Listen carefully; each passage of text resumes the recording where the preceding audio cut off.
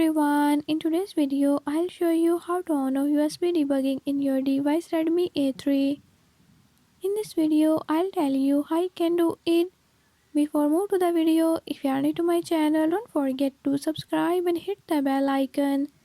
Watch complete video and learn how you can do it. Let's watch the video.